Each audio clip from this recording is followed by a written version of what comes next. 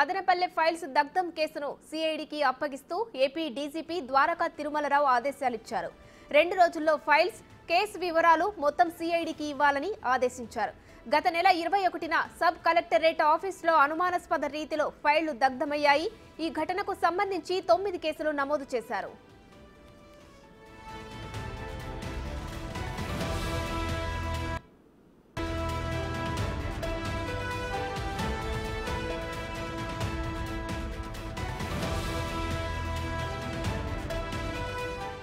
Madanapalle files దగ్ధం కేసును సిఐడికి అప్పగిస్తూ AP DGP Dwaraka Tirumalarao ఆదేశాలు ఇచ్చారు. దీనికి సంబంధించి మరిన్ని డీటెయిల్స్ మా ప్రతినిధి దామోదర్ అందిస్తారు.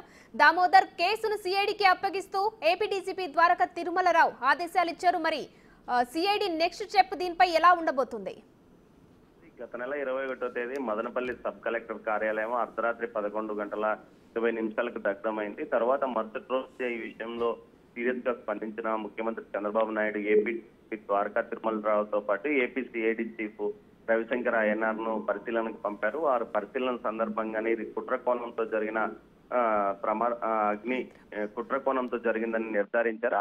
ఆ రోజే ఇది సిఐడికి ఇచ్చే అవకాశం ఉందంటూ కూడా డీజీపీ ద్వారకా తిరుమలరావు ప్రకటించిన నేపథ్యం. ఆ తర్వాత ఇప్పటి వరకు కొనసాగిన దర్యాప్తులో 10 మంది సిఐడి పోలీసు బృందాలు కూడా పనిచేశాయి. 10 బృందాలు పనిచేశాయి. ఈ నేపథ్యంలో అధికారికంగా ఈ రోజు సిఐడికి ఈ కేసును అప్పజెప్పుతున్నట్లు ప్రకటిస్తూ ఒక ఉత్తర్వు జారీ చేసిన నేపథ్యము. 2 రోజుల లోపల మొత్తం ఫైల్స్ సిఐడికి అప్పగిస్తామంటూ కూడా చెప్పారు. మొత్తం మీద అయితే ఈ కేసును మొదటి నుంచి సిఐడి ఫాలో అవుతుంది. సిఐడి అధికారులు కూడా ఇందులో సీరియస్ గానే పనిచేస్తున్న నేపథ్యంలో మొత్తం వ్యవహారాన్ని సిఐడి మొదటి రోజు నుంచి ప్రతి పనిలోనూ సిఐడి ఉంది. అటు ఫోరెన్సిక్ బృందాలతో పాటు కలిసి పనిచేస్తుంది. దీంతో పాటు సాక్షుల విచారణ, అదేవిధంగా ఎవరైతే బాధితులు ఉన్నారో వారితో వివరాలు తీసుకున్నారు. అదేవిధంగా ఏదైతే అగ్ని ప్రమాదం జరగడానికి కారణం, ఏదైతే ఫైర్ అంటించడానికి కారణం ఏదైతే 22A ఫైల్స్ ఉన్నాయి, అదేవిధంగా ముఖ్యంగా భూ కబ్జాలు, అటు మదనపల్లి సబ్ డివిజన్ పరిధిలో పెద్ద ఎత్తున జరిగిన భూ కబ్జాల వివరాలు ఎక్కడ బయటపడతాయన్న విషయంతోనే వాటిని నిప్పంటించినట్లు కూడా కొంత నిర్ధారణ జరిగింది. దీంతో పాటు ఇప్పటికి 9 కేసులు నమోదు చేశారు.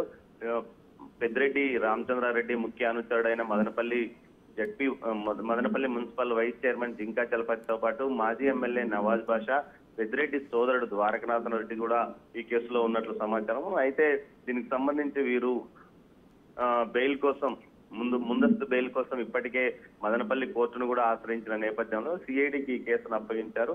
2 రోజుల్లో పూర్తి స్థాయిలో సిఐడి ఈ కేసు మీద పనిచేసే అవకాశం ఉందంటూ కూడా తెలుస్తుంది. అయితే ఇప్పటికే సిఐడి ప్రాథమికంగా ఈ కేసులో కొంత ముందుకు పోయినట్లు సమాచారం ఉంది. Umashree. Right, thank you Damodar.